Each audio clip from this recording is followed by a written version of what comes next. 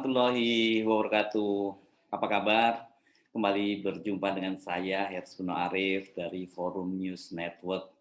Siapa wanita yang memanggil dengan panggilan mesra, panggilan sayang? Anggota Komisi 3 dari fraksi PKS, Abu Bakar Al-Habsyi, saat berlangsung rapat kerja dengan Kapolri, bakal tetap jadi misteri. Ini kelihatannya bakal begitu ya. Benarkah itu suara istrinya atau suara perempuan lain yang punya hubungan khusus? Wakil Ketua Mahkamah Kehormatan Dewan, Habibur Rahman, minta agar laporan itu di-stop. Dia mengaku bahwa dia sangat hafal itu adalah suara istri dari Abu Bakar Al-Habsyi. Alasannya karena mereka itu bertetangga. Ini saya tidak jelas apakah ini bertetangganya di rumah pribadi atau di komplek DPR. Karena kita tahu kan anggota DPR ini dapat juga perumahan dinas, tapi tidak banyak sebenarnya anggota DPR yang menempati rumah dinas itu. Menurut Habibur Rahman, dia menduga istri Habib Abu Bakar Al-Habsyi, itu namanya sering dipanggil gitu juga, itu menelpon karena rapat itu sudah larut malam dan jam makan malam memang sudah lewat. Ini waktu rapatnya kemarin sangat panjang sekali ya, sampai malam hari, dari pagi sampai malam. Habibur Rahman percaya bahwa akhlak Abu Bakar dia orang yang berakhlak baik. Sebab selain dia anggota Komisi 3, Abu Bakar ini adalah ketua MKD. Jadi dia ini bos Habibur Rahman di MKD, dan dia ini juga sekjen dari Partai Keadilan Sejahtera PKS. Abu Bakar sendiri mempersilahkan bila akan diproses di Mahkamah Kehormatan DPR, Mahkamah Kehormatan Dewan maksud saya. Dia sudah menyatakan bahwa itu adalah telepon istrinya. Saat itu dia menerima telepon dari istrinya dan speakernya itu tengah aktif. Kebetulan ketika itu mic yang berada di dekatnya juga sedang menyala. Jadi semua kebetulan nih, jadilah muncul suara itu. Di sini apakah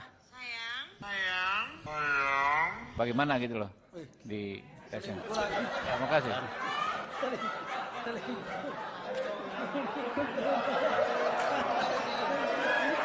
HP itu bukan dari HP saya, itu HP bukan dari HP. Kita laporkan ke MKD ini. Kita laporkan ke MKD. Sebentar, tenang dulu. Ini tenang dulu. Ini interupsi yang bikin ketawa. Jadi mohon dimaafkan.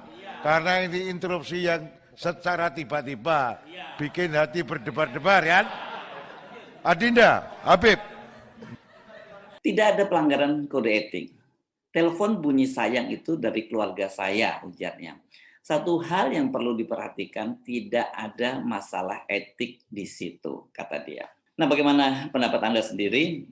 Tentu Anda punya penilaian dan silakan Anda bisa berbeda pendapat dalam soal ini. Tapi itu tadi penjelasan dari Abu Bakar Al-Habsyi bahwa tidak ada pelanggaran etik karena itu berasal dari istrinya. Nah, soal laporan ini ada dua laporan ya yang melaporkan Abu Bakar Al-Habsyi ini. Pertama itu laporan dari perseorangan bernama Bagwes Yoga Nandita. Laporannya sudah diterima oleh staf Mahkamah Kehormatan Dewan. Menurut Bagwes, peristiwa itu bukan yang pertama kalinya. Dalam keterangannya ini sebagaimana saya kutip dari CNN Indonesia, setidaknya 2 kali Abu Bakar kedapatan melakukan perbuatan serupa. Perbuatan pertama yang bersangkutan menelpon seorang perempuan saat fit and proper test calon hakim agung beberapa waktu yang lalu. Saat itu dia sedang merayu, nah ini kata Bagwes ya yang dikutip oleh CNN ya. Saat itu dia sedang merayu seorang perempuan yang belum tentu istrinya, ucap Bagwes lewat pesan singkat hari Kamis tanggal 25 Agustus. Perbuatan kedua itu ya kemarin yang saat bersangkutan menghadiri rapat kerja dengan Kapolri 24 Agustus 2022. Tiba-tiba dari telepon selulernya ada perempuan berkata sayang. Belum jelas apakah perempuan itu istrinya apa bukan, itu sambung Bagwes. Laporan kedua terhadap Abu Bakar Al-Habsyi ini berasal dari Ketua Infokom Dewan Pimpinan Pusat Pekat IB, Lisman Hasibuan. Lisman mendatangi MKD hari Jumat tanggal 26 Agustus 2022. Laporan itu juga telah diterima oleh MKD. Dan itu ya hari ini kami DPP Pekat Indonesia Bersatu saya sebagai Ketua Infocom melaporkan salah satu anggota Komisi 3 DPR terkait dengan perbuatan publik yang mungkin rekan-rekan juga sudah pada paham adanya suara perempuan yang mengatakan sayang. Itu kata Lisman Hasibuan di Komplek Parlemen Jakarta hari Jumat kemarin. Kedua laporan tersebut, sebagaimana dikatakan oleh Wakil Ketua MKD dari fraksi Golkar, Andi Rio Idris Pajalani, itu sudah diterima dan mereka tengah mempelajarinya. Sementara kata Wakil Ketua Mahkamah Kehormatan DPR yang Dewan yang lain, yakni dari PDIP ini, Trimedia Panjaitan, menyatakan mereka akan mengadakan rapat dan membahas soal itu Senin tanggal 29 Agustus 2022. Jadi besok ya, ini yang akan dibahas. Bagaimana keputusannya? Apakah usulan Habibur Rahman agar kasus itu di-stop disepakati atau tidak? Dan kalau tidak, berarti kan akan berlanjut dengan pemeriksaan. Dan ini saya kira bisa jadi drama tersendiri ya. Tapi kalau sampai di stop ini sesungguhnya bisa jadi bola liar. Dengan dilaporkan saja, ini apalagi ada 2 laporan, itu Abu Bakar Al-Habsyi itu sudah menjadi terpidana ya, itu setidaknya di media, apalagi di media sosial. Jadi sesungguhnya akan lebih baik bila kasus itu disidangkan. Bila di stop itu akan muncul prasangka. Ini mungkin karena sesama anggota DPR, apalagi sesama anggota MKD dan dengan status Abu Bakar sebagai ketua MKD mereka saling melindungi. Jadi ini semacam pepatah dulu bahwa sesama biskota dilarang saling mendahului. Sesama anggota DPR apalagi sesama anggota MKD harus saling melindungi. Dengan disidangkan, saya kira ini semuanya malah akan lebih jelas. Apalagi kan Abu Bakar sendiri sudah menyatakan bahwa itu merupakan telepon dari istrinya.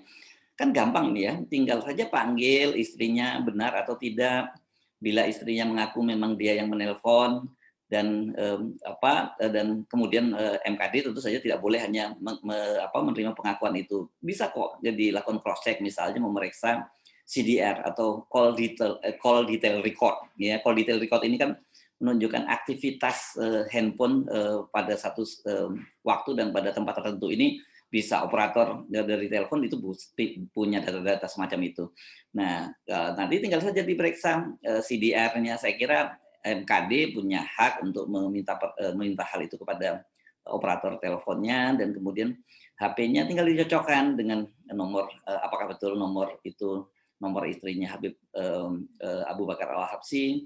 Kan jadi masalahnya sebenarnya jadi beres, nggak jadi malah liar seperti sekarang ini. Jadi ini sebenarnya masalahnya gampang kok, nggak perlu rumit, nggak perlu repot seperti kasus pembunuhan Brigadir Yosua gitu. Dengan begitu nama Abu Bakar Al-Habsyi ini bisa dibersihkan kembali, nama DPR juga bisa ikut dibersihkan. Karena kan kalau kita amati dalam beberapa hari ini kasus tersebut sudah jadi gorengan di media sosial, narasinya macam-macam. Dan kebanyakan ini memang mendowngrade citra dari DPR. Itulah realitas di media sosial. Tentu saja kalau beda dengan kalau di media-media mainstream ya. Kalau media mainstream tentu saja ada konfirmasi, ada kemudian semacam cover both set, cukup berimbang. Tapi kalau DPR, tetapi kalau di media sosial Anda tonton di TikTok, ini berat ini. Jadi memang harus dibikin terang. Kalau di stop itu maka kasus itu akan jadi semacam misteri. Dan kalau kemudian jadi misteri yang ditutup-tutupi, persepsi publik akan berbeda-beda.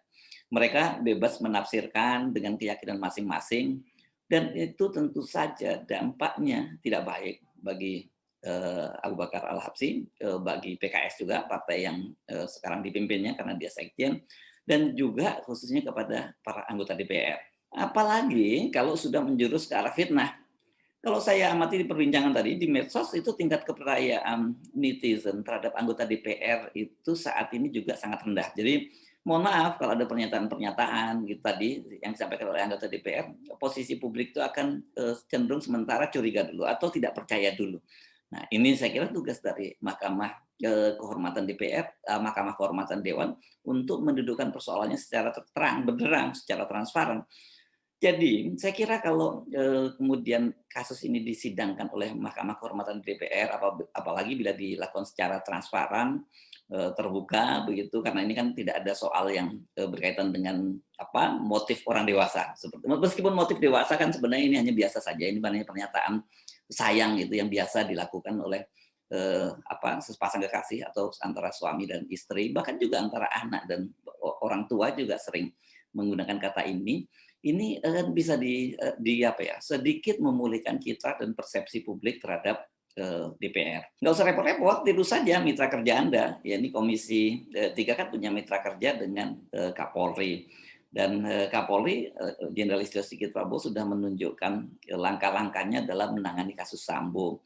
Dibuka secara transparan, kemudian mereka yang dicurigai, diduga melakukan kesalahan itu dipanggil dan kemudian diadili dalam sidang kode etik dan disesuaikan dengan bagaimana mekanisme internal di DPR. Seperti halnya juga ketika Polri itu menyidangkan kode etik Irjen Pol Verdi Sambo. Ini prosesnya mendahului kasus pidananya. Adapun bila ditemukan ada unsur pidana, ya dibawa ke ranah hukum, yakni pengadilan. Tapi kalau bisikan atau panggilan sayang yang dilakukan di saat rapat kerja, saya kira tidak ada unsur pidananya. Ini hanya masalah etika saja. Mengapa kemudian ketika sedang berlangsung rapat kerja, kok anggota dewan tidak menunjukkan fokusnya, malah sibuk bertelepon, meskipun alasannya itu telepon dari istrinya. Saya kira soal-soal begini ini babnya kan masalah etika saja. Kecuali kalau memang ada hal-hal yang lain yang berkaitan dengan pelanggaran-pelanggaran etika lainnya, silakan saja Mahkamah Kehormatan DPR untuk menyidangkan dan mengadilinya. Jadi saya kira sesuatu yang gampang jangan dibuat ribet.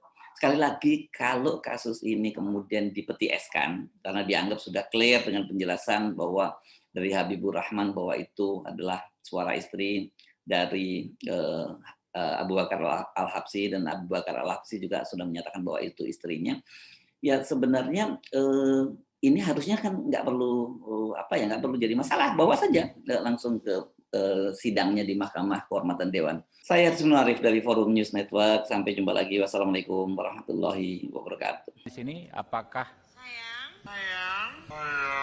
bagaimana gitu loh di tesnya? Terima kasih.